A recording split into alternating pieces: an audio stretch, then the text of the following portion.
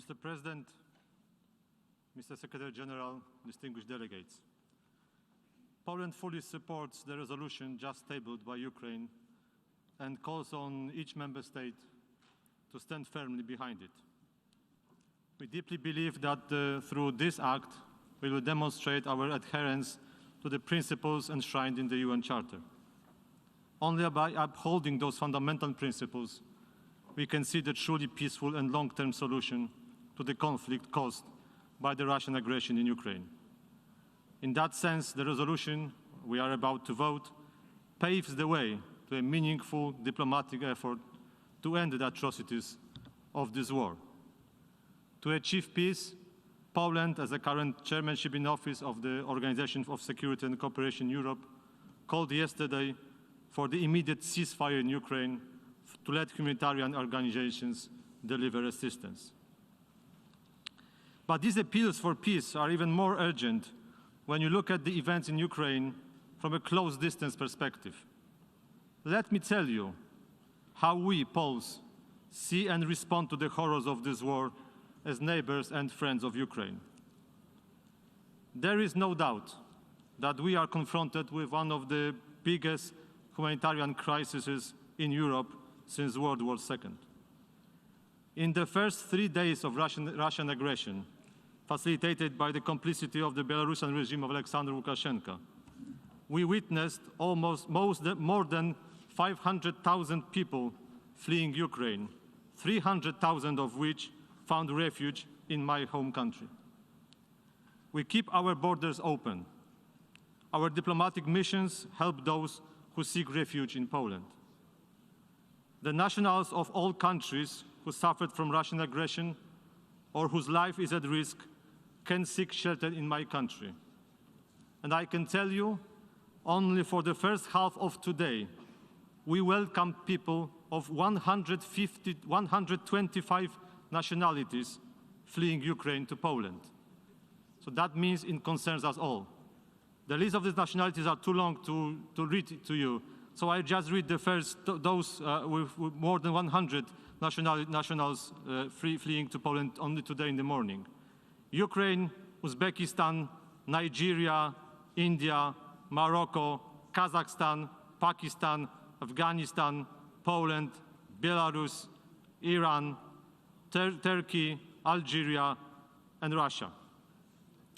This refuge applies also to the students, which I understand is a serious concern of some colleagues here in the chamber. The students are also welcome to Poland, and they are offered to continue their studies in Poland. We know that some of the missions here in New York were targeted by the disinformation suggesting discriminatory practices at the Polish-Ukrainian border based on race and religion. I can tell you this is a complete lie and a terrible insult to us. Besides giving refuge, Poland delivers to those who suffer a very practical and tangible help. My government organized special trains for the elderly and mothers with small babies, as well as convoys with supplies and medical aid. There are 7,000 beds in 20 hospitals ready for those wounded and sick, and I want to announce that the first Ukrainian refugee babies were born in Poland in the last 24 hours, and the first life-saving operations were carried out for the elderly in our hospitals.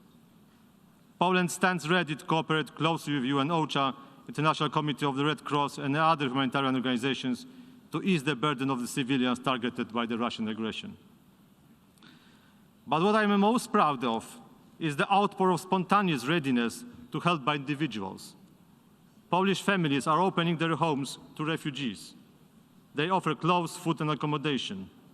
Thousands of private cars are coming from all over Poland to pick up those who cross the border. On the first 2 days, we experienced long traffic jams because of the number of cars coming from all corners of Poland. Polish people stand in lines for hours to donate blood for Ukraine. The scale of help was offered was so big that the government opened a special website, Helping Ukraine, where volunteers can register and get guidance on those in need. While diplomats in my mission are fulfilling our diplomatic duties here in New York, our family members and friends are welcoming refugees coming directly from the war zone. In this conflict, Poland may not be a geopolitical superpower, but we want to be a solidarity superpower. And this is how we want to change the grim reality for better. At the same time, I would like to pay a tribute to those Ukrainians who defend their motherland and continue to stand for their country's freedom. Those are not only soldiers, but also people like Vasilina, a 30-year-old mother of two small daughters, living in a village near the Polish-Ukrainian border. When offered a trip to Poland by my family, she answered, "I cannot leave Ukraine now. This is my country. I have to stay and take care of it." And now she is cooking food for soldiers and refugees at the border. A similar answer was given by our diplomats in Ukraine. We keep our embassies and consulates open, and they keep fulfilling their diplomatic and consular duties. Let me share, you colleagues, the message to you I received today in the morning from our ambassador, Bartosz Cichocki, in Kyiv.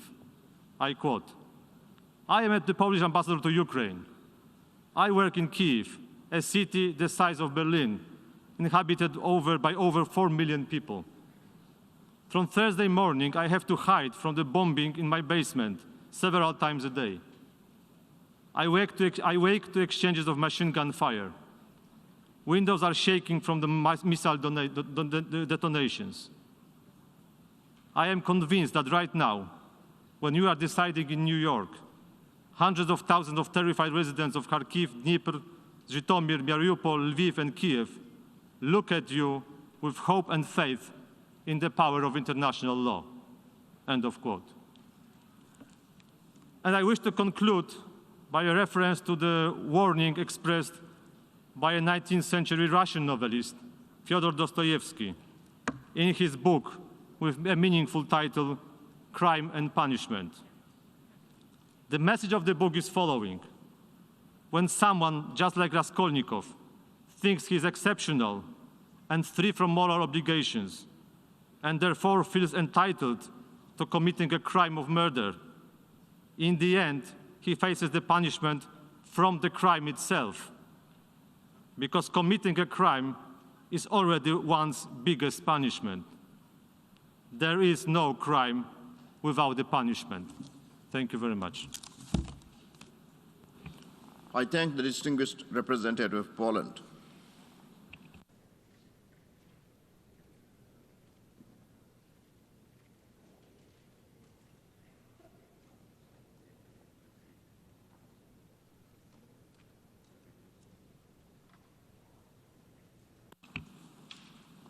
And now I give the floor to the distinguished representative of Austria.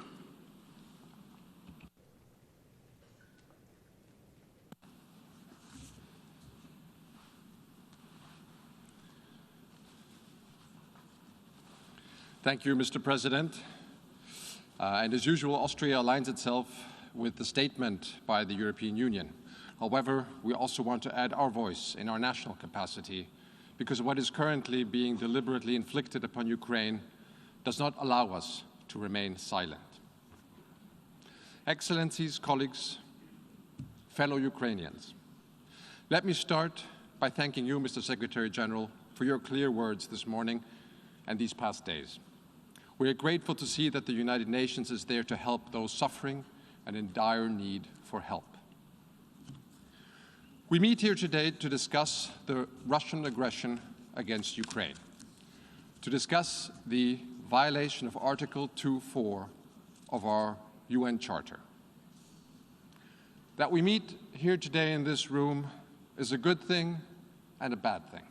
It's bad because it means after several days since Russia launched its aggression against the sovereign territory of Ukraine, we are still witnessing military attacks, terrible human suffering, and loss of life. It's also bad because questions of peace and security should be addressed by the Security Council. As primary responsible for upholding international peace and security, the Security Council cannot remain silent when basic principles of our international rules-based order are trampled by military boots and squashed by tanks. Last Friday, however, the Security Council decision was blocked by the veto of a permanent member, the Russian Federation, even though 81 members of the international community supported the draft resolution of the co-pen holders. Yes, the veto power is foreseen in the UN Charter, but so is the obligation to uphold UN principles. If in the 21st century the Security Council is blocked in a situation that constitutes a blatant breach of international law, we should ask ourselves if this system of veto powers is still able to regulate our international relations. Yet, colleagues, our meeting here today is also good. It's good that the General Assembly is there to step in if the Security Council cannot fulfill its mandate. And it's good that we now have the opportunity here in this General Assembly hall to raise our voices, to recall the principles of the UN Charter, our Charter, and to state clearly that we will not stay silent if the Charter is violated in the most serious way. This is our right. This is our obligation as members of the organization. Colleagues, at the end of this debate, we will vote on a resolution condemning the aggression of Russia against Ukraine and showing solidarity with the people of Ukraine. Austria will vote yes on the resolution and urges all of you to do so also. By voting yes, we show the world that the UN is able to take its responsibility to defend the rule of law, international law, and the UN Charter. By voting yes, we show that these acts and similar horrifying acts are not tolerated by the international community. And most importantly, by voting yes, we show the Ukrainian people that they are not alone. I know that for many of us, such votes can be difficult. Some say this is a regional issue, a European problem. Colleagues, an attack against one of our members, one of members of this organization, is an attack on us all. In our interconnected world, our world is one region. Cyber weapons strike everywhere. Missiles have global reach. The world is not only regional, it has become local. Some say we must respect security concerns. Yes, colleagues, we must. Everyone has security concerns. Ukraine had them and gave up nuclear weapons and trusted that others would not harm them. But clearly, if you have security concerns, solve them with dialogue, not tanks. If a country with one of the largest armies and nuclear arsenals feels insecure, it should seek cooperation, dialogue, disarmament, and not force against others.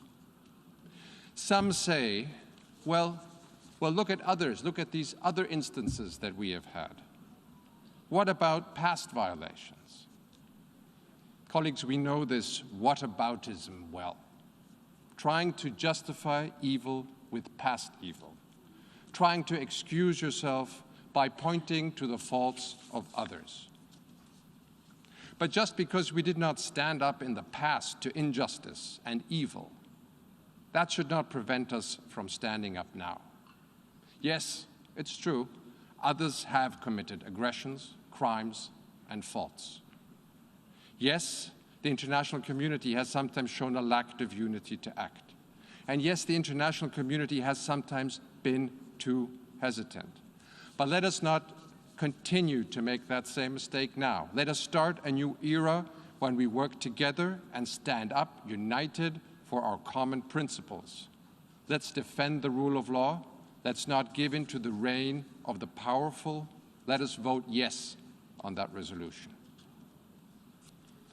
Mr. President, Austria is not part of any military alliance. We rely for our security on the respect and implementation of international law, of treaties, of custom, including humanitarian law. Reports about Russian attacks on civilians and civilian objects in urban areas are extremely worrying. Rockets or missiles hitting apartment buildings in Kyiv cannot be accepted. These attacks constitute war crimes under international humanitarian law. We urge Russia to strictly adhere to international humanitarian law, in particular regarding the protection of civilians in urban warfare, and immediately cease these attacks and refrain from using explosive weapons in populated areas. We strongly condemn the use of cluster munitions, which is incompatible with international humanitarian law and outlawed under the Convention on Cluster Munitions.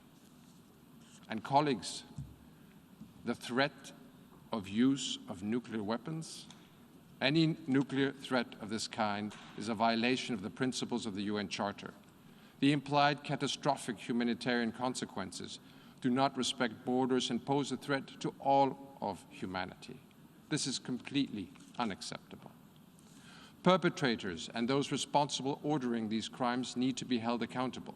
The International Criminal Court may exercise jurisdiction over and investigate any acts of genocide, crime against humanity, or war crimes committed within the territory of Ukraine. In this regard, we welcome the statement of ICC Prosecutor Khan, reminding us all that his office can exercise jurisdiction over and investigate any act of genocide, crime against humanity, or war crime committed within the territory of Ukraine since February 2014. Mr. President, in the last couple of days, Ukrainians have endured incredible human suffering. In order to help ease the humanitarian catastrophe, Austria contributed 2.5 million euros to the ICRC and NGOs, and additional humanitarian assistance will be decided soon. Those organizations' valuable work must be ensured by guaranteeing humanitarian access. Colleagues, in sum, Austria condemns the Russian aggression against Ukraine. Austria calls on Russia to reverse its decision to recognize the self-proclaimed Donetsk and Luhansk People's Republics, which represents a grave violation of the sovereignty and territorial integrity of Ukraine. Austria urges Russia to immediately withdraw its troops and stop any further bloodshed and return to the path of peaceful dialogue, like any member of the UN is obliged to do. Vienna is ready to host and facilitate such dialogue. We hope that today's start of bilateral discussions between delegations from Ukraine and Russia can serve as a first step towards an urgently needed ceasefire. And colleagues, we call on you to vote yes on today's resolution. I know it's not always easy. Many of us have good relations with Russia. We love the culture, admire the traditions, and have good Russian friends. But a good friend, an honest friend, will speak up and say what needs to be said to do and what needs to be done when a friend commits an illegal, an evil act. This is what this resolution is for. Imagine for one moment that you are in Ukraine's shoes. What would you expect from the UN, from this General Assembly, if you were in Ukraine's place? In this dark hour, it is our moral, our legal obligation to condemn the violations of the Charter and show solidarity with the victim of an aggression. Austria will show its full solidarity with Ukraine, the Ukraine government, Ukrainian people. We stand with you. Thank you. I thank the distinguished representative of Austria.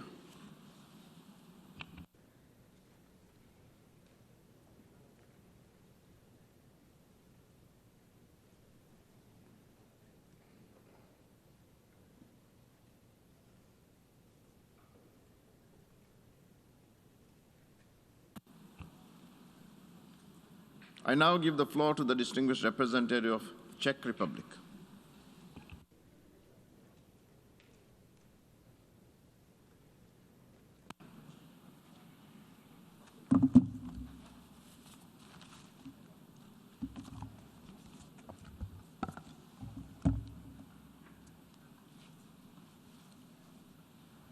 Mr. President, Mr. Secretary General, Excellencies, the Czech Republic aligns itself with the EU statement and wishes to add the following in its national capacity. Let me begin with the most important words I can say here today.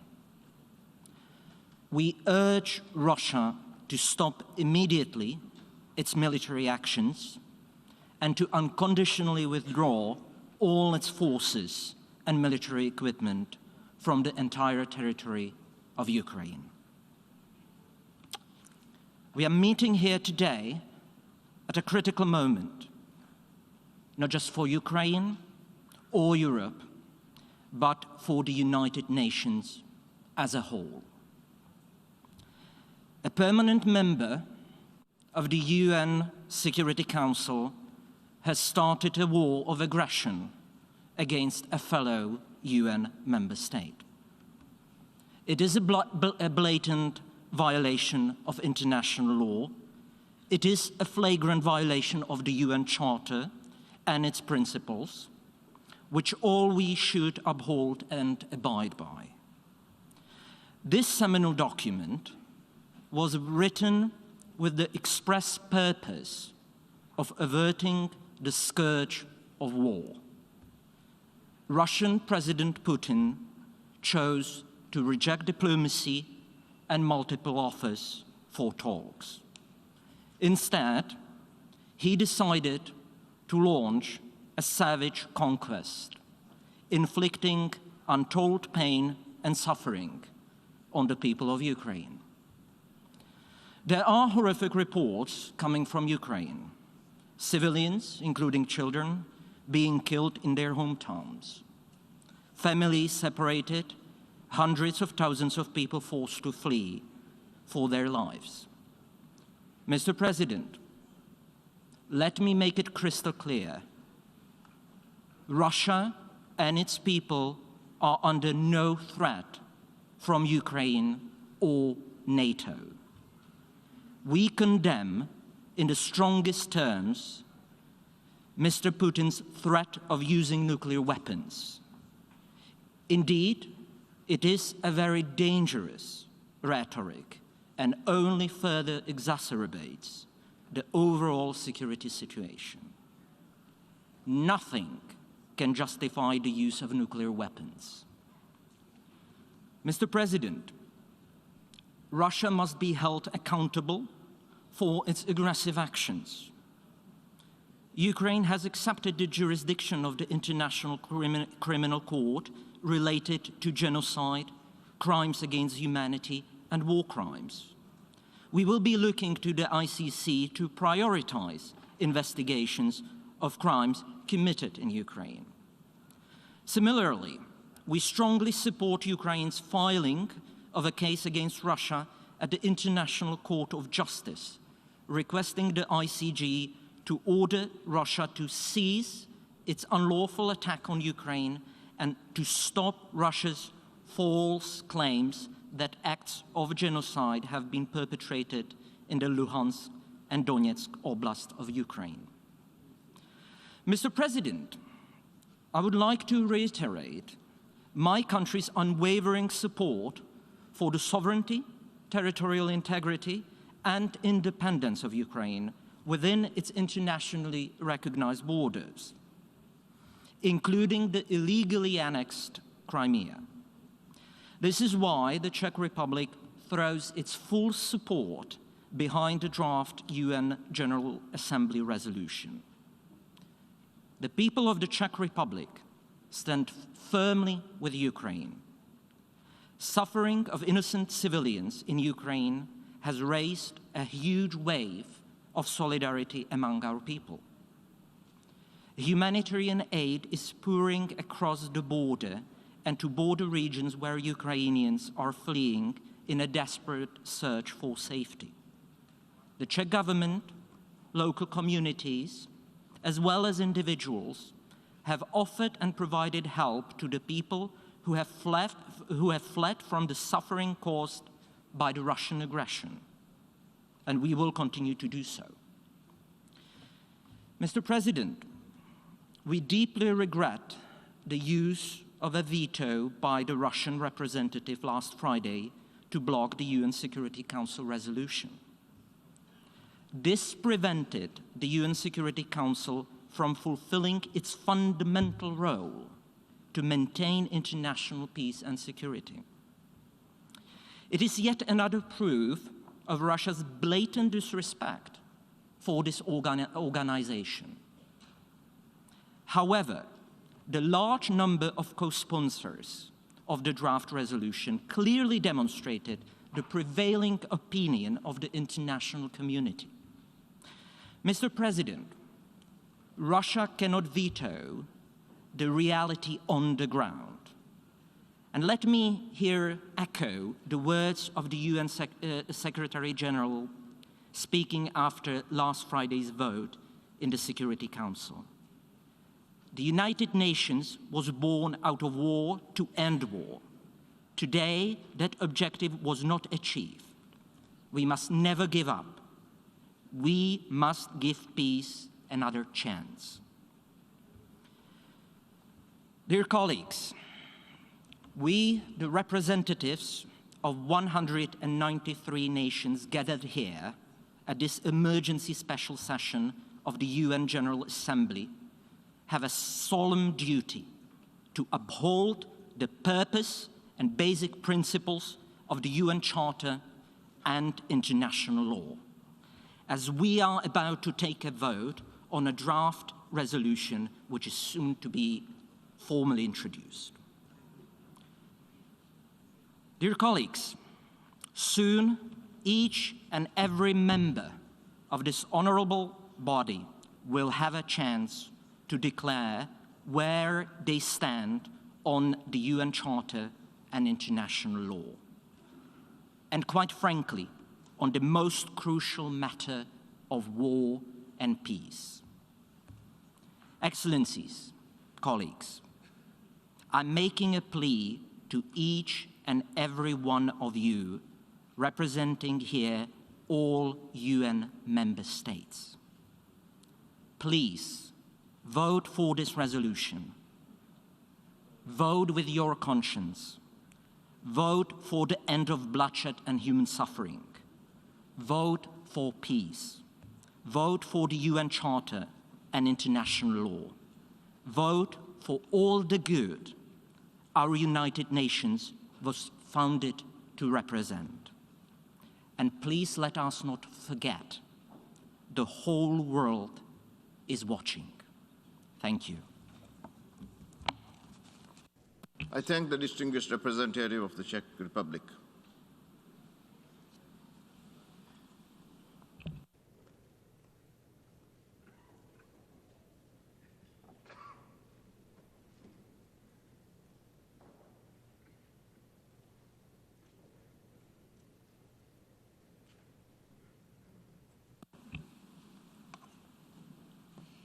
And now I give the floor to the distinguished representative of Switzerland.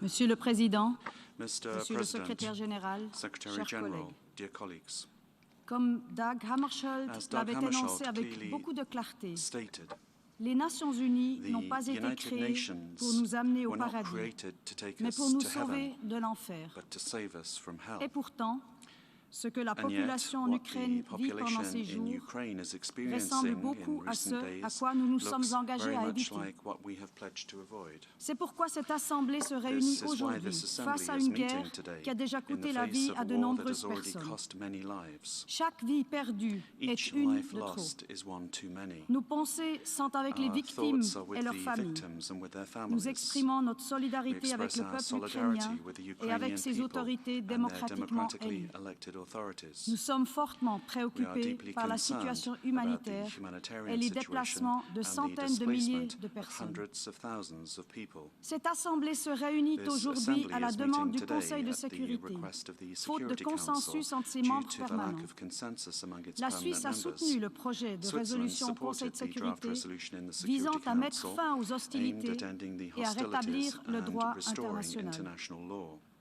Le blocage de cette résolution par le veto d'un membre permanent est contraire à l'article 27 de la Charte. La Fédération de Russie, en tant que partie au conflit, aurait dû s'abstenir de voter. Nous soutenons pleinement le projet de résolution de l'Assemblée générale et appelons tous les États membres à en faire de même. La Suisse condamne fermement Switzerland l'attaque de strongly la Russie contre condemns l'Ukraine. Russia's attack on Elle est Ukraine. également préoccupée par l'utilisation du concerned about the territoire use of bélarusse pour Belarus mener cette territory opération for this militaire. military operation. Les tentatives russes pour Russian légitimer son attempts to action ne legitimize sont its pas action crédibles. are not credible. Il n'y a eu aucune There was no provocation permettant de provocation justifier to une telle justify attaque. such an attack. Nous appelons la Russie, call comme upon tous les Russia États dotés d'armes nucléaires, à s'abstenir de toute menace d'utilisation de ces armes, voire de leur utilisation. La Russie vient de se joindre à une déclaration des P5 qui réaffirmait qu'une guerre nucléaire ne peut être gagnée, ne doit jamais être menée.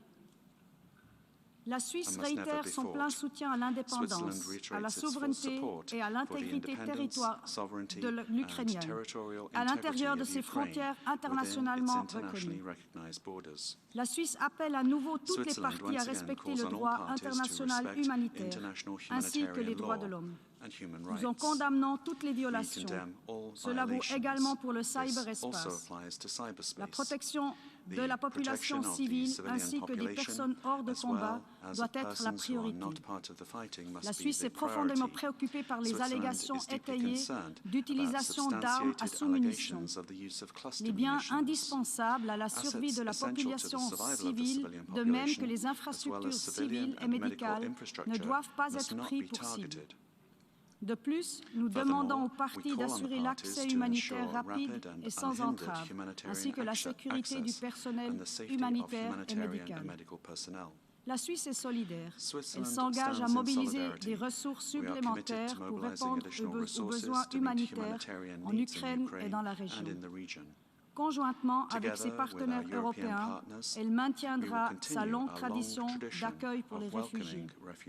En outre, la Suisse a repris entièrement les sanctions de l'Union européenne contre la Russie. Nous saluons le travail de la mission spéciale d'observation de l'Organisation pour la sécurité et la coopération en Europe. Nous regrettons que la situation grave n'a laissé pas d'autre choix à l'organisation que d'évacuer temporairement son personnel. La Suisse salue l'offre de bons offices du secrétaire général des Nations Unies, ainsi que les efforts diplomatiques des États membres qui n'ont négligé aucune piste afin de promouvoir une résolution diplomatique par la voie du dialogue. La Suisse réitère son offre des bons offices si les parties au conflit le souhaitent. Nous saluons le fait que les parties au conflit se soient réunies aujourd'hui pour de premières négociations. Nous espérons, comme le secrétaire général, vivement que ces discussions aboutiront le plus rapidement possible à de résultats concrets, comme par exemple un cessez-le-feu. Ce conflit, comme tout conflit, ne peut être résolu que par le dialogue. Je vous remercie. I thank the distinguished representative of Switzerland.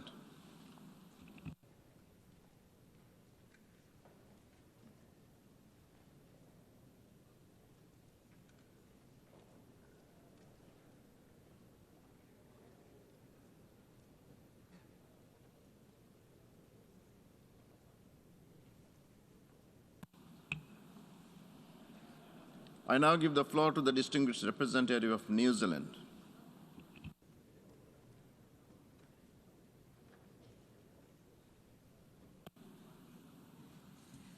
Mr. President, Mr. Secretary-General, today our thoughts are with the people of Ukraine as they continue to fight Russia's large-scale invasion. Innocent lives lost, everyday lives in turmoil, young and old lives that will never be the same as innocent people suddenly find themselves as refugees. The worst part of the trauma we see unfolding in front of us is knowing that it was completely avoidable.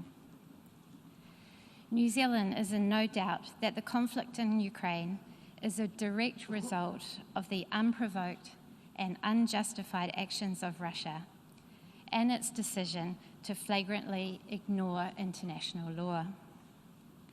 Russia is escalating its aggression by its decision to increase the readiness of its nuclear weapons. Russia's actions are nothing short of the acts of a bully. New Zealand supports the Secretary-General's assessment that these acts represent a clear violation of the territorial integrity and sovereignty of Ukraine and are inconsistent with the principles of the Charter of the United Nations. In standing in support of Ukraine, we are also standing in defence of the UN Charter. We cannot pick and choose when to espouse the centrality of the Charter. This emergency session of the General Assembly is taking place as a direct result of Russia's actions alone. Its ongoing military aggressions threaten not only the peace and security of Ukraine, but that of Europe and of the international community. We are here today because the United Nations Security Council failed to act last Friday to condemn Russia's actions to invade Ukraine. Russia's use of the veto, when it is not only party to this conflict, but the direct cause of it, is a disgrace. New Zealand, along with a group of small states, opposed the granting of the veto to the P5. We have continued to oppose the veto since its inception, and we remain strong in our conviction that there is no place for the veto in the UN Security Council. With the Security Council having failed to deliver against its responsibilities, we, the General Assembly, must now stand up to play our part. New Zealand is a primary co-sponsor of the General Assembly resolution, and we encourage all member states to vote in favour of the resolution. In support of Ukraine, in support of international peace and security, and in support of our treasured UN Charter.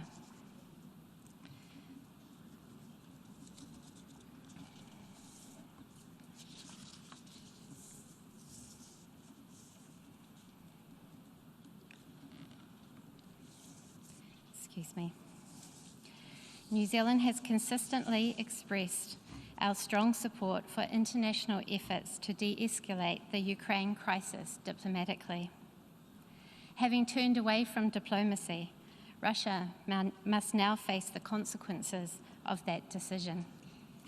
New Zealand has joined other member states in implementing measures to respond to Russia's actions, including introducing targeted travel bans against Russian government officials and other individuals associated with the Russian invasion of Ukraine, and prohibiting the export of goods to Russian military and security forces. Our thoughts today must be with the people of Ukraine, who are now facing a humanitarian crisis caused by the conflict. We echo the President of the General Assembly's call that all member states must uphold their obligations under international humanitarian law. Further, we, the international community, must act now to prevent further pointless loss of innocent life and to support those who now find themselves displaced through no fault of their own. We commend Ukraine's neighbours for their selfless acts of taking in large numbers of Ukrainians and other nationalities who seek refuge from this conflict. We acknowledge with a grim sense of horror, but sadly little surprise, the role of accomplice and facilitator that Belarus has played in support of Russia's invasion. New Zealand has also extended its travel bans to key members of the Belarusian government. New Zealand is contributing financially to the humanitarian response and will consider all humanitarian options available to support the international humanitarian response. We welcome France and Mexico's tabling of a humanitarian resolution in the United Nations Security Council today. Finally, Aotearoa New Zealand is a proponent of peace and reconciliation. In this vein, we say to Russia, act consistently with your international obligations. Cease military operations in Ukraine. Permanently withdraw to avoid a catastrophic and pointless loss of innocent life. Take all possible steps to protect civilians in line with international humanitarian law and return to diplomatic negotiations as a pathway to resolve this conflict. Thank you. I thank the distinguished representative of New Zealand.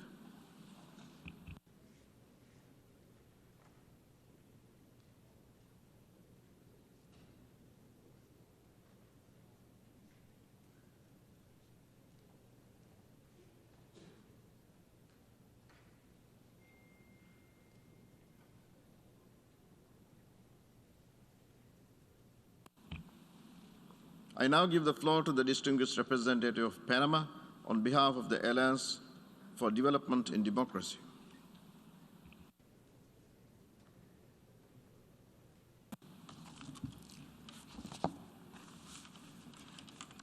Señor Presidente y Mr. señor Secretario General, President, Secretary General, la República de Panamá, the Republic of en nombre Panama, de la República on de Costa behalf Rica of the Republic y of Costa República Rica, Dominicana, the Dominican como Republic, países miembros de la as Alianza member para el countries Desarrollo of the en Alliance for Democracia, Development and tiene el honor de Democracy, dirigirse are honored a esta to 11ª address sesión this especial 11th de emergency emergencia special con el session fin de in expresar order to express su our posición position de esta convocatoria during the convening y el of this proyecto de session on resolución the la draft agresión resolution armada on no the provocada unprovoked por la armed Federación aggression Rusa by the contra Russian Ucrania. Federation against Ukraine.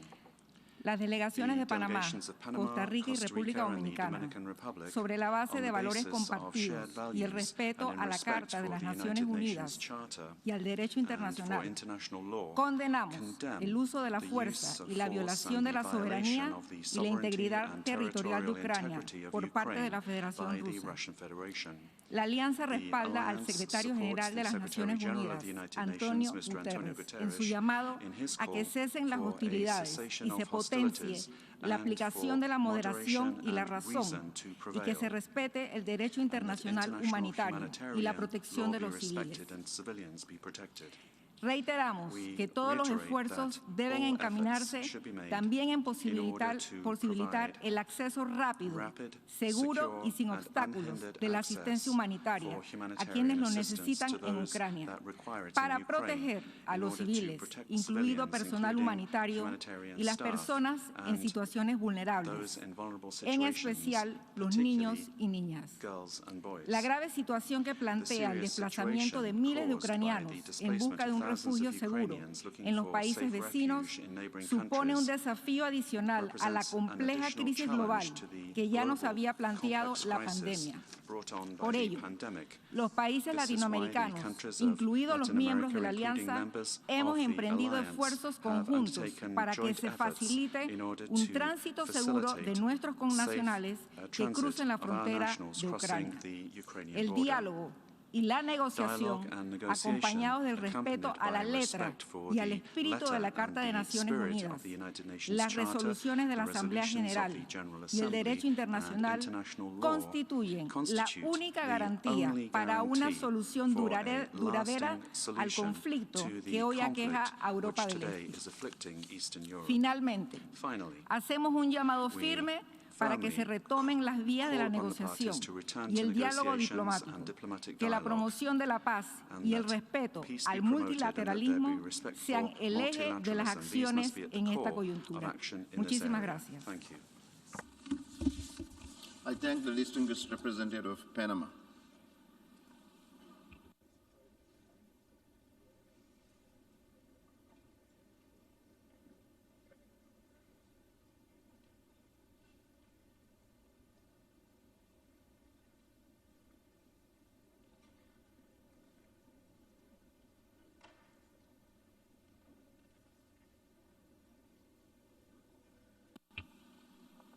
I now give the floor to the distinguished representative of China.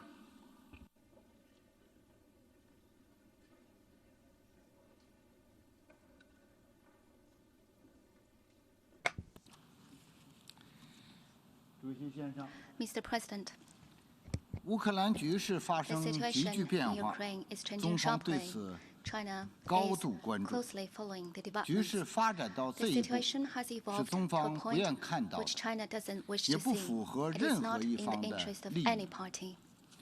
当务之急 The 是 immediate 有 priority 关各 is for 方 all 要保持 parties 必要 to 克制， exercise 防止局势进一步恶化，同时要加大推动政治解决的外交努力。中方欢迎乌克兰同俄罗斯已经开始直接对话谈判。乌克兰应当成为东西方沟通的桥梁，而不应成为大国对抗的前沿。我们呼吁为当事方直接谈判创造有利氛围和条件，因为这是解决问题的根本出路。联合国和国际社会有关各方采取的任何行动，都要以地区和平稳定为重，以各方普遍安全为重，应当有利于紧张局势降温，有利于推动外交解决。中方不赞成任何可能激化矛盾的做法。中方支持联合国有关机构继续在乌克兰开展人道救援工作。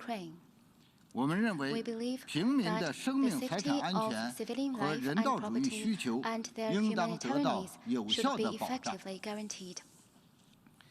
主席先生，中国作为联合国安理会常任理事国，始终认真履行维护国际和平与安全的责任。中方关于尊重国家主权和领土完整、遵守联合国宪章宗旨和原则的基本立场是一贯的、明确的。我们将继续为寻求和平、实现和平发挥建设性作用。主席先生，冷战早已结束，基于集团对抗的冷战思维应当平弃，挑起新的冷战更是有百害而无一利。一国的安全不能以损害他国安全为代价，地区安全更不能以强化甚至扩张军事集团来保障。中方支持欧盟、北约与俄罗斯重启对话，秉持安全不可分割理念，妥善解决包括俄罗斯在内各方正当的安全诉求，寻求构建均衡、有效、可持续的欧洲安全机制，实现欧洲大陆的长治久安。我谢谢你，主席先生。I thank the distinguished representative of China.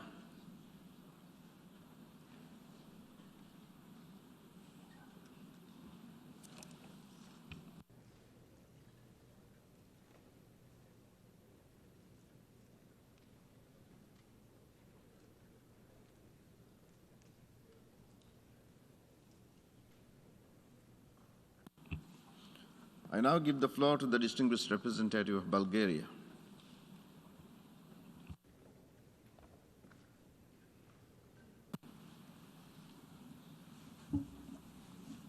Thank you, Mr. President. Mr. President, distinguished delegates, Bulgaria aligns itself with the statement delivered on behalf of the European Union, and I would like to highlight a few points in my national capacity.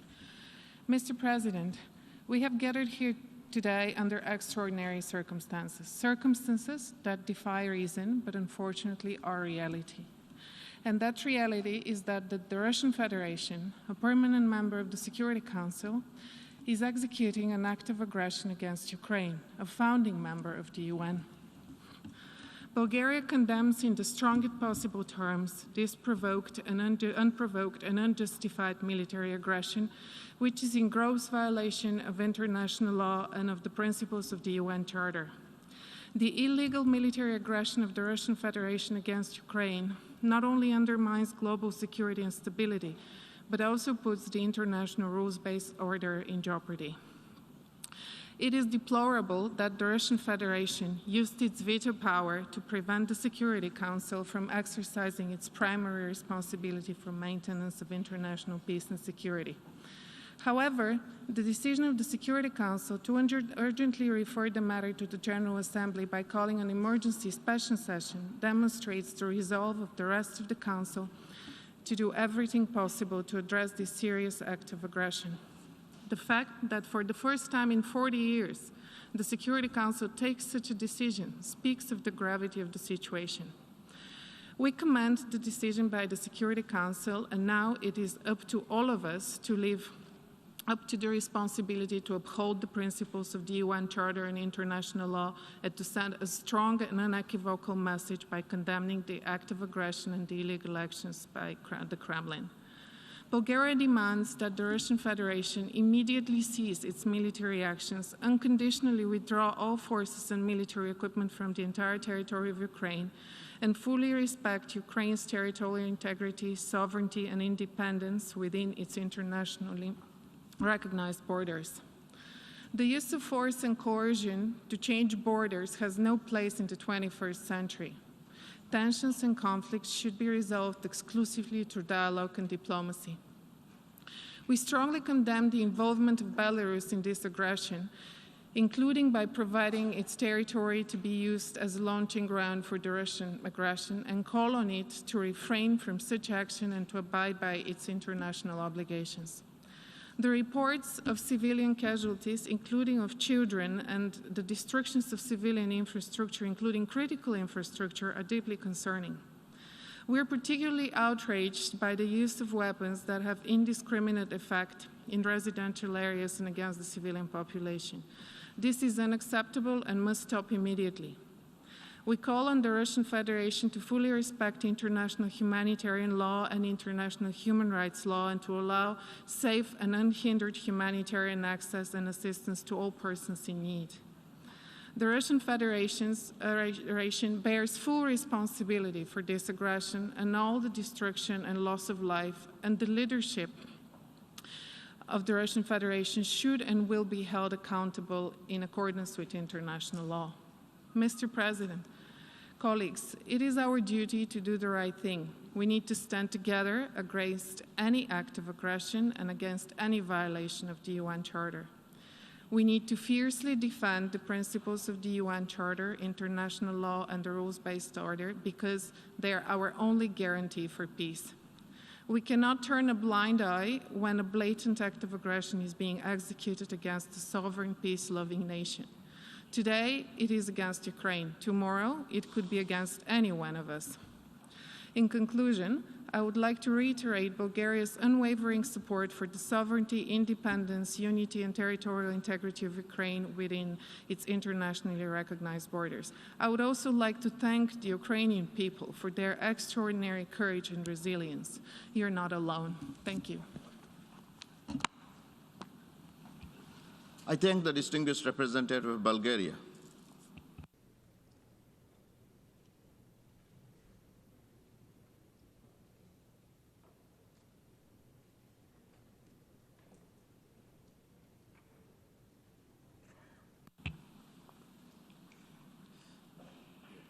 I now give the floor to the distinguished representative of Italy.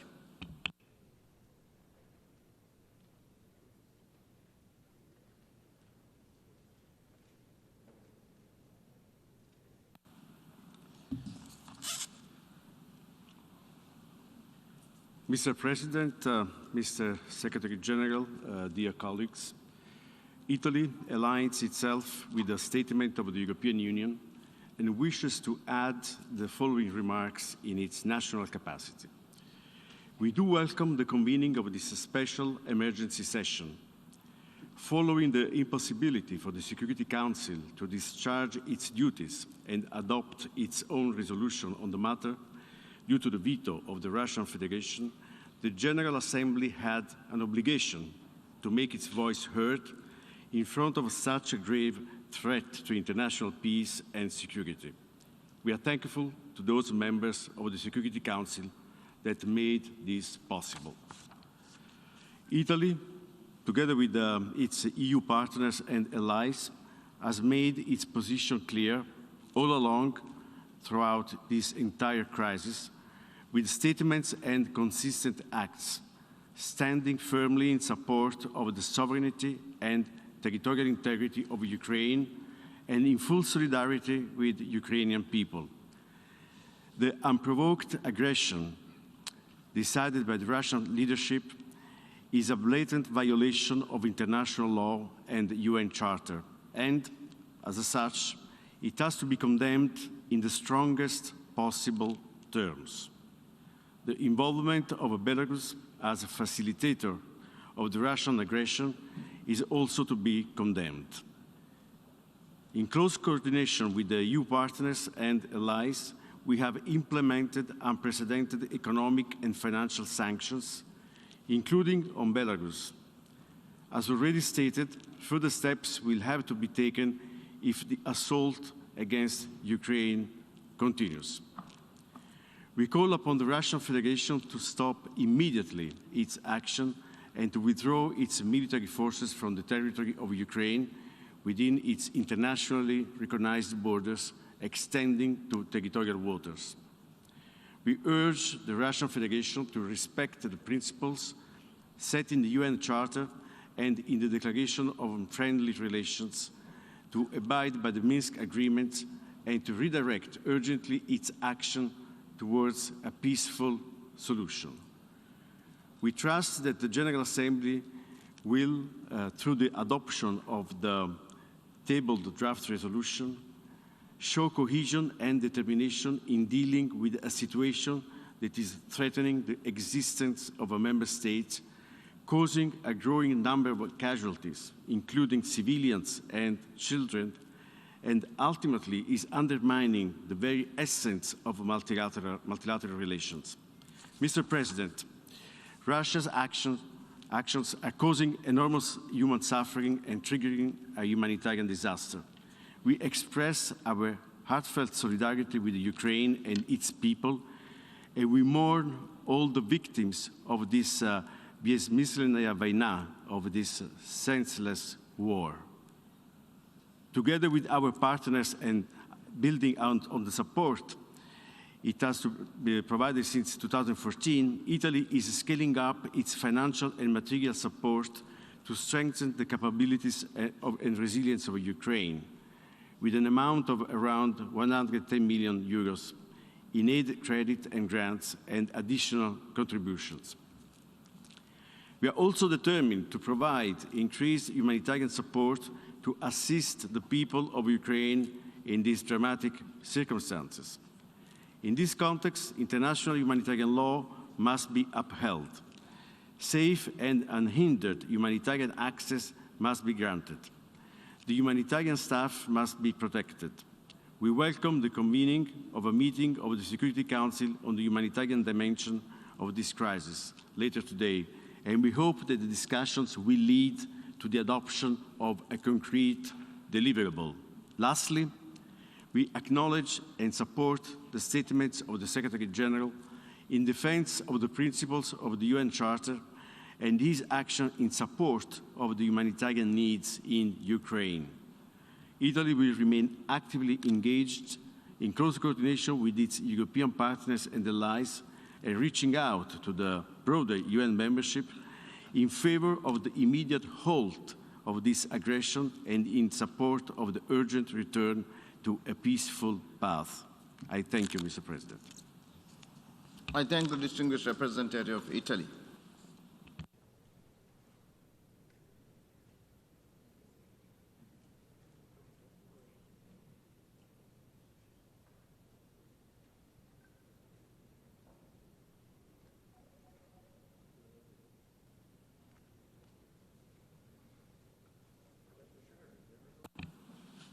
I now give the floor to the distinguished representative of Brazil.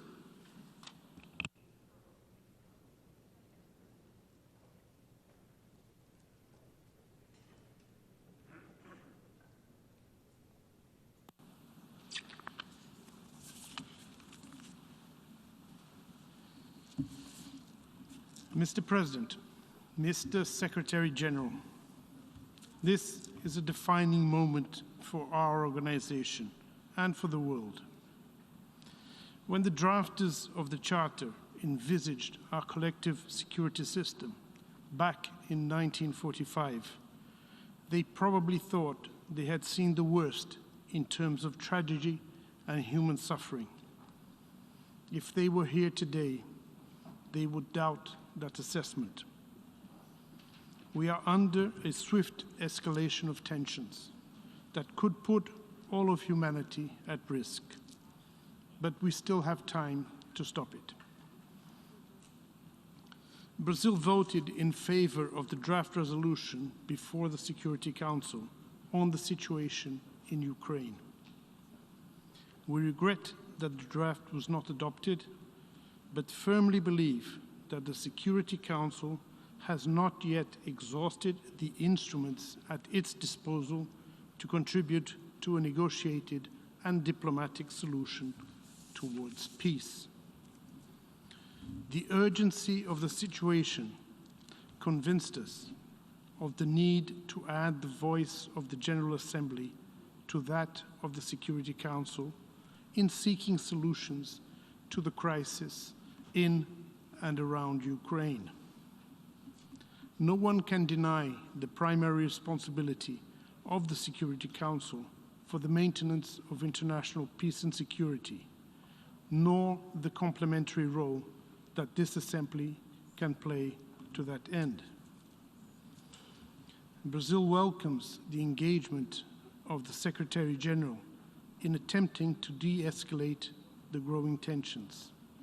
It also notes that Ukraine has initiated a case in the International Court of Justice based on the Genocide Convention.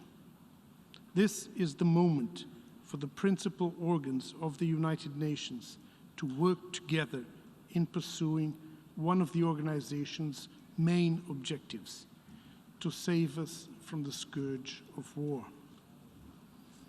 For that, we need to be exceedingly cautious in moving forward, both in the General Assembly and elsewhere.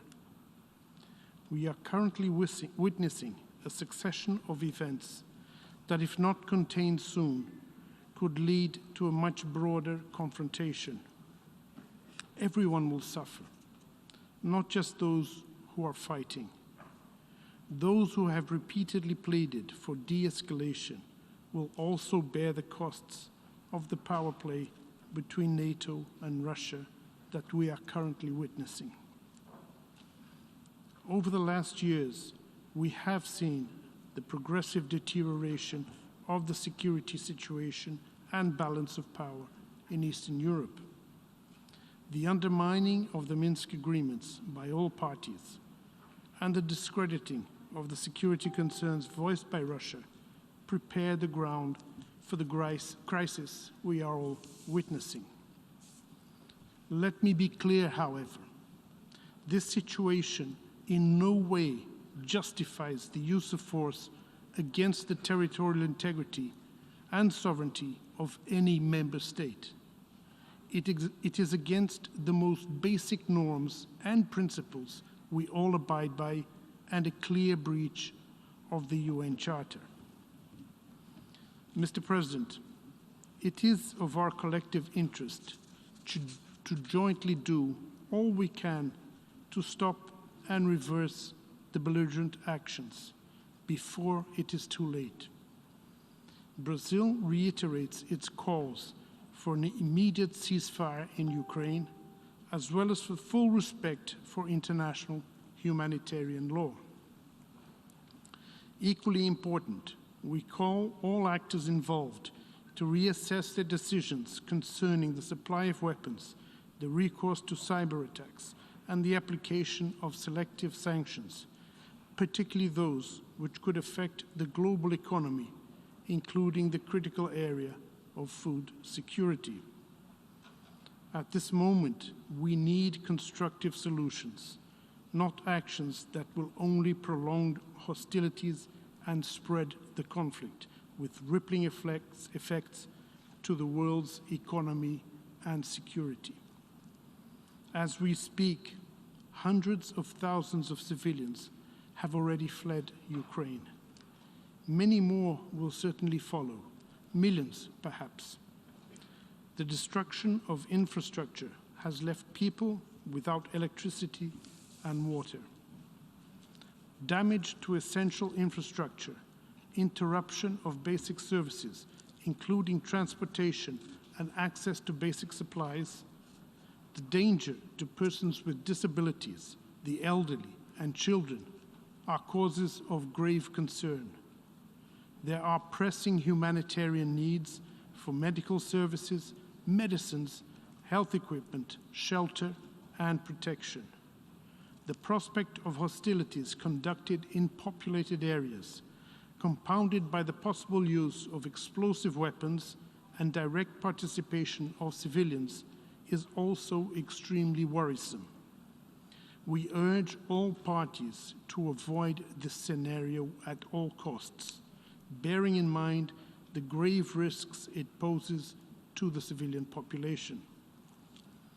We call on all parties to adopt measures to ensure the protection of civilians and of critical civilian infrastructure, as well as to ensure unhindered humanitarian access to all those in need and the protection of refugees and displaced persons.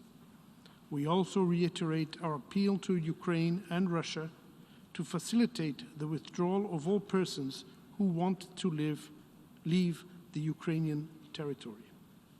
Brazil expresses its gratitude to Poland, Slovakia, Hungary, Moldova, Romania, and others that are facilitating the exit of people fleeing the conflict, including Brazilians and Latin Americans. Let me also take this opportunity to express our solidarity to all families who have lost someone in this war, to all people left without home, water, and electricity, to those who are fleeing in fear, sometimes with nowhere to go, and to everyone who is now trapped in a conflict zone, desperately attempting to find refuge. I wish to commend all personnel that are now in Ukraine trying to alleviate the suffering of the population. We know that you are doing your best in very challenging circumstances, and we know that more could be done to assist you in your efforts. And Mr. President, few times has the General Assembly been convened under the Uniting for Peace resolution. By meeting today, the international community shows its unwavering determination to reach a diplomatic solution to the ongoing conflict in Ukraine. A peaceful settlement of the crisis is not only the cessation of hostilities, it is about creating the conditions for a greater sense of security among all involved. It is about rebuilding bridges and regaining trust. And it is about respect. Respect for each other's legitimate security concerns, for civilian lives, for all countries that do not want a war, for international law, and for the most basic principles that have guided this organization since its inception. I thank you, Mr. President. I thank the distinguished representative of Brazil.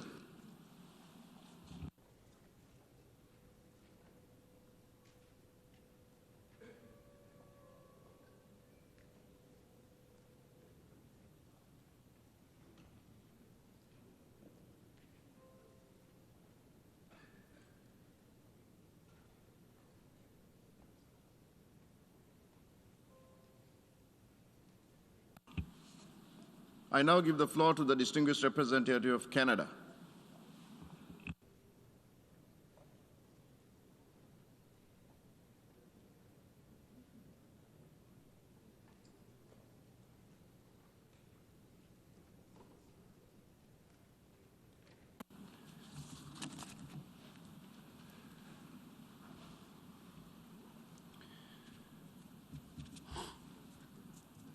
Monsieur le Président, Monsieur le Secrétaire Général, Mr. Secretary General, chers délégués, distinguished delegates, nous nous réunissons à une heure très grave. the hour is grave. La Fédération de The Russie, Russian Federation, membre permanent a du permanent Conseil de member sécurité, of the Security Council, a lancé une has guerre unleashed d'agression illégale an illegal et injustifiable and unjustifiable contre war of la aggression souveraineté, against the sovereignty, l'intégrité the territorial territoriale integrity, et l'indépendance politique political independence de notre of État membre de member l'ONU, state of the United Nations, l'Ukraine. Ukraine.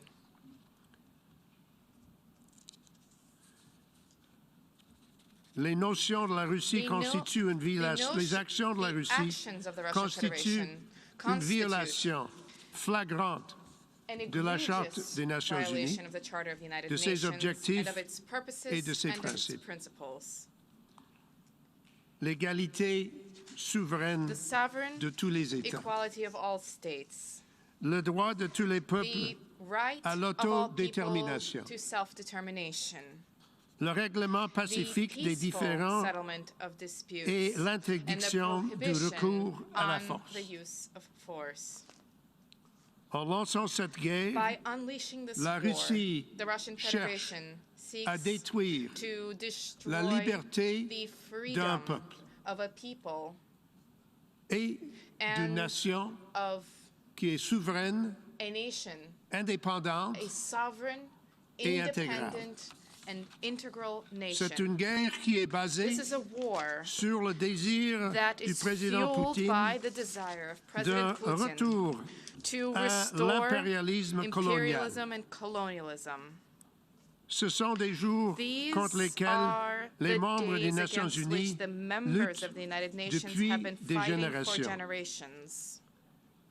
Et encore, la Russie a empêché le Conseil de sécurité de s'acquitter de son devoir fondamental, protéger la paix et la sécurité du monde.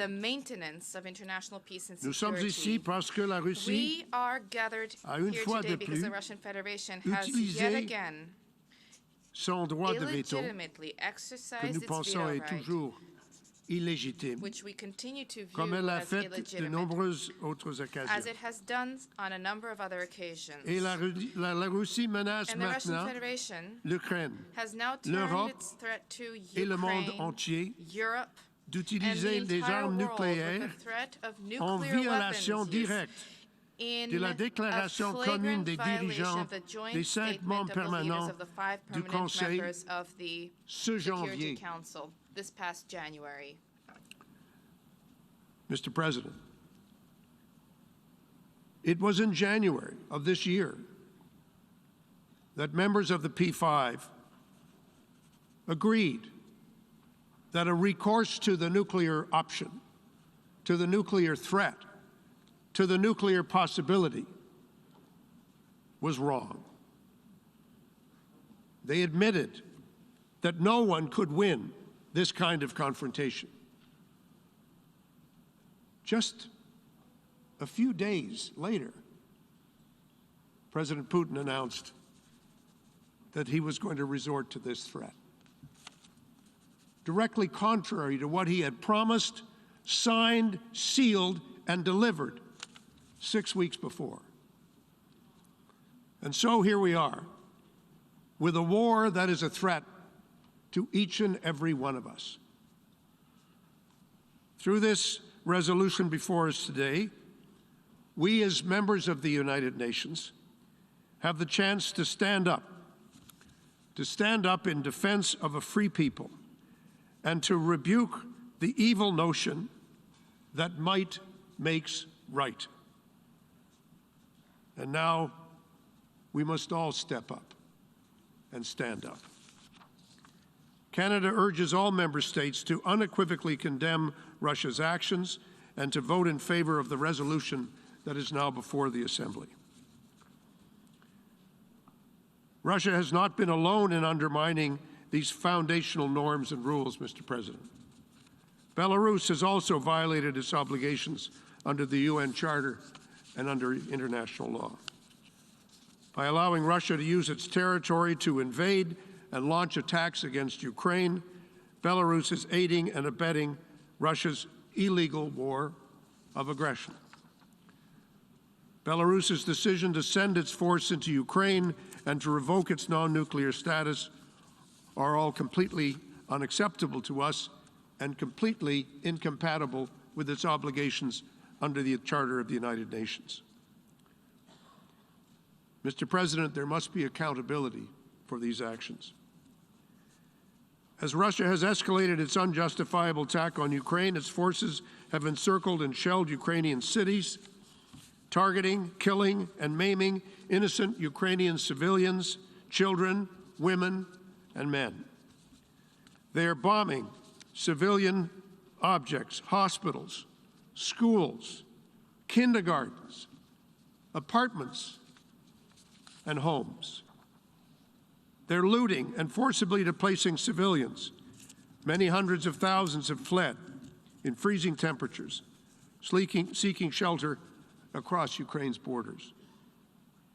There are credible reports that Russian forces are using prohibited weapons, including cluster bombs and imposing siege warfare on Ukrainian cities.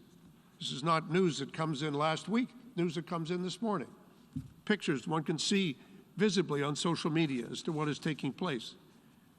Very different from the wars that have been waged in the past. We know what is happening in real time, and it is completely abhorrent. Let me be very clear, Mr. President. These are violations of international law, and they are acts that could amount to war crimes under international humanitarian law.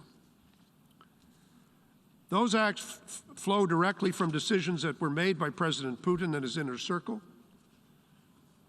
that were enabled by Belarus and their leaders, and carried out by Russia's armed forces and its proxies. These crimes began with an idea. What was the idea? We don't have to invent it. All we have to do is read President Putin's speeches and watch his declarations. The idea that a group of people are lesser, unequal, and unworthy, unworthy of the protection of the law. The idea that a people, in fact, do not exist as a people, that they don't have a right to be themselves, that they don't have a right to their own nation, to their own country, that they have no right to the protection of the Charter.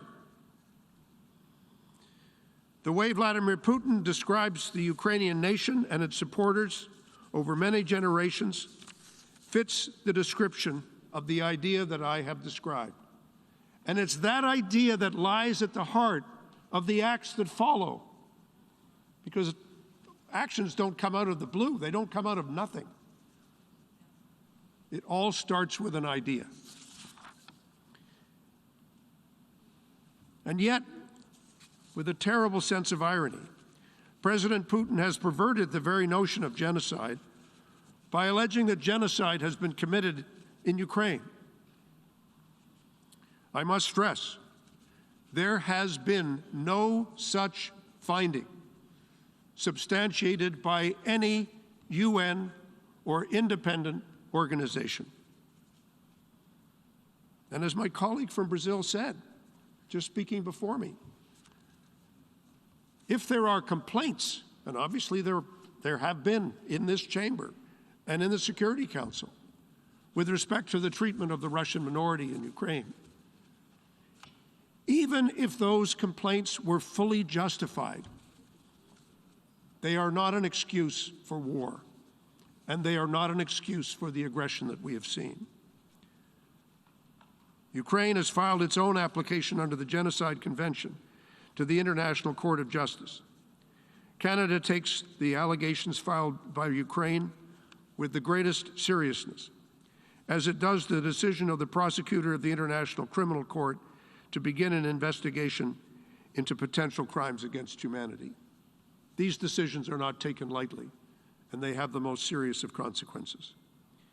But I want to stress, it is the International Court of Justice and the International Criminal Court that are the places for these allegations to be dealt with, not the battlefield, and never by unilateral aggression. That's why we signed up to the Charter. We signed up to the Charter because we agreed that we would subject our disputes to processes created by us over many, many arduous years and debates, what would be done in the event of a profound difference of opinion between states. We don't go to war. We go to the negotiating table. We go to court. We go to mediators. That's how we resolve disputes. The other way lies madness. Canada and the international community will spare no effort to ensure that violations of international law in Ukraine are in fact investigated, that evidence is gathered, and that the perpetrators are held to account. We do so not only out of our conviction that the use of history, that the arc of history tends towards justice. We do so because what Ukrainians are being subjected to is horrific, and they deserve better, and they deserve more. Mr. President, if I may, I'd like to speak directly to the brave people and the government of Ukraine. We are, quite simply, inspired by you. We are standing with you, and you are not alone. Our support for Ukraine, your country, for your Ukrainian democracy, and for your right to choose your own future in Ukraine remains unwavering, steadfast, and resolute.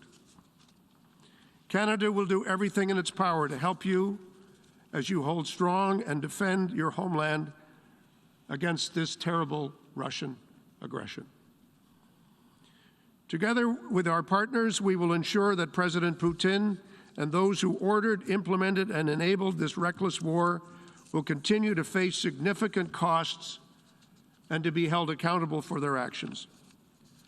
Your struggle is now our struggle, and we are with you. Mr. President, if I could speak directly to the people of Russia. To the Russian protesters who are bravely demonstrating against the war, who have been met with brutal force and arbitrary arrests by riot police. To the thousands of Russian citizens who have written letters, had the courage to put their name on a letter to the President of Russia, condemning this reckless decision. To all those Russians at home and abroad who are opposed to this senseless war, and you are in the millions. Canada and the world, we see you, and we hear you. Your President, Vladimir Putin, has sorely miscalculated. He has ignored the democratic and law-abiding spirit of the Russian people. He has underestimated the brave Ukrainians defending their country from aggression, with whom you have no cause for war, no cause for hatred, no cause for violence. And he has severely misjudged the resolve of the world to stand against him. Whatever lies are spoken here today, trying to justify the unjustifiable or to explain the inexplicable, it is President Putin's war of choice that is making your lives much more difficult. But there is always time for de-escalation. There is always time for dialogue. And your president must choose this path. Should he not, I believe it will show just how much contempt he has for you and for the future of your country and the planet that we live on and share together. Mr. President, we should all say together, directly to President Putin, stop this war. Stop this war. Stop it before there is more death, more pain, and more hardship. Stop the use of threats. Take your finger away from the nuclear button and never put it back for as long as you live. Come to grips with the reality of our time, as in more serious and rational moments you have done. Mr. President, it is never too late to stop. It's never too late to make a turn to diplomacy, to dialogue, and to negotiation. The alternative cannot happen. So now it falls to all of us, as equal members of the United Nations, whose equality and sovereignty, as I've said before, is what we signed up to when we became members of this organization. We need to stand up to the principles, for the principles of the Charter, for the purposes of the Charter, and to heal the hurt and pain that has been caused by this terrible war of aggression. This responsibility belongs to us and to no others. We sit here, we have to make decisions.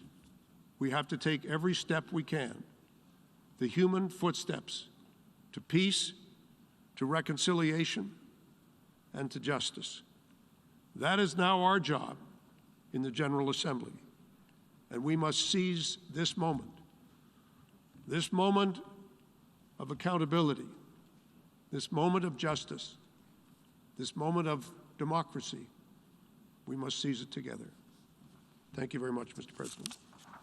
I thank the distinguished representative of Canada, and now I give the floor to the distinguished representative of Singapore.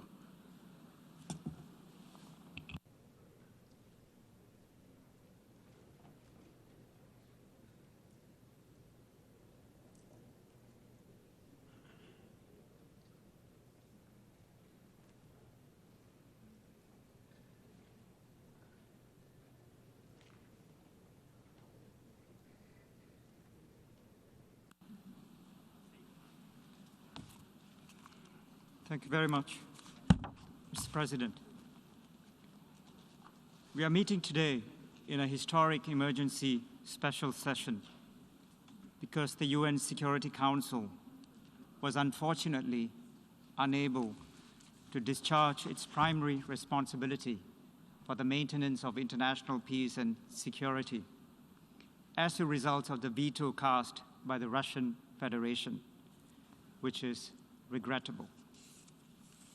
We welcome the convening of this emergency special session as it allows all countries, especially the small countries, to raise their voice, to state their views, and to register their concerns in this universal organ of the United Nations.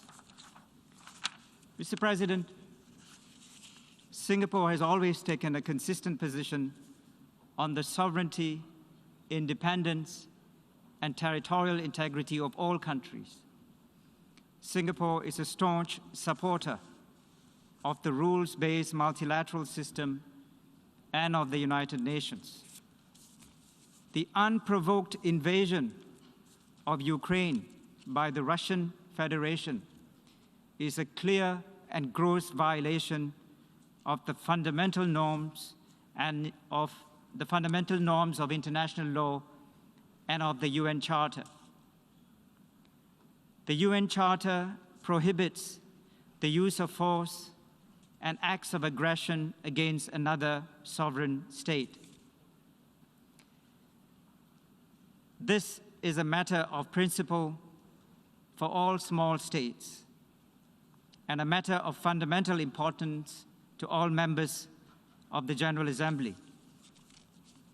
For a tiny city-state like Singapore, this is an existential issue.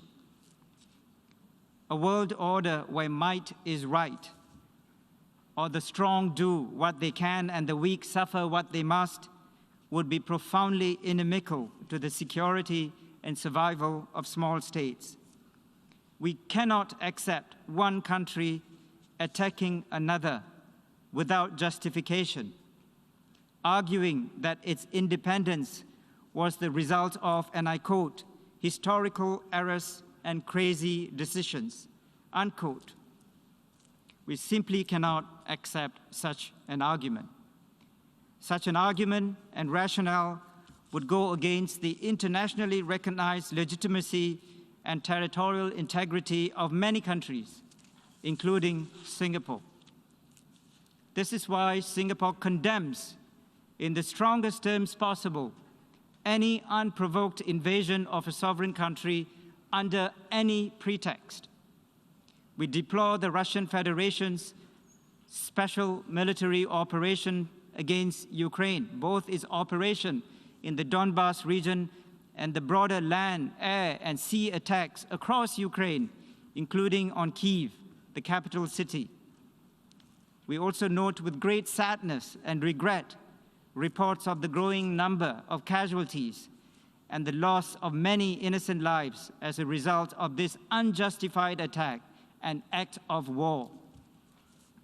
We have taken note of the UN Humanitarian and Emergency Relief Coordinator's comments about the scale of the humanitarian assistance required to help those affected, and we call for safe and unhindered access for humanitarian assistance to Ukraine and all those in need.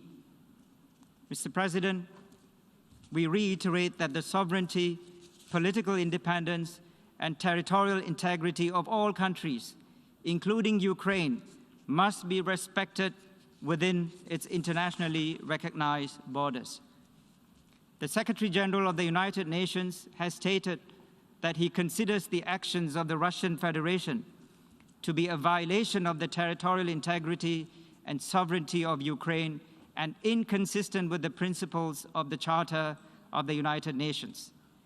We agree with the Secretary General entirely. Let me repeat, we agree with the Secretary General entirely, and we support his call for the Russian Federation to withdraw all its troops from the territory of Ukraine and for the responsible actors to immediately cease all hostilities and prioritize diplomacy to address all issues peacefully in accordance with the UN Charter and international law. We also support the good officers of the UN Secretary General to be deployed in any way possible to facilitate diplomatic contacts and negotiations. Mr. President, let me conclude by saying that the world is watching us as we meet today in the General Assembly. As members of the General Assembly, we have to act swiftly, firmly, and with unity of purpose. Singapore is one of the main co-sponsors of the draft resolution that has been tabled for adoption in this General Assembly. Singapore will not hesitate to vote yes on this draft resolution. Singapore will always vote to uphold the principles of the UN Charter and to uphold international law. And I would like to urge all members of the General Assembly to vote yes for this resolution. And distinguished delegates, this resolution is not about taking sides. It is about upholding international law and the principles of the UN Charter. The United Nations, distinguished delegates, is being tested today. It is important that all countries, especially the small states, send a clear signal that we are united for peace and we are united to defend the principles of the Charter and that we are united to uphold international law. I thank you for your attention. I thank the distinguished representative of Singapore. We have heard the last speaker in the debate on this item for this meeting. We shall hear the remaining speakers this afternoon. I would like to inform members that at 3 p.m. today, the General Assembly will first hold the 60th plenary meeting of the 76th regular session, as announced in the journal. This will be followed by the second plenary meeting of the 11th emergency special session, at which the debate on agenda item 5 will continue. The General Assembly has thus concluded this stage of its consideration of agenda item 5. The meeting is adjourned.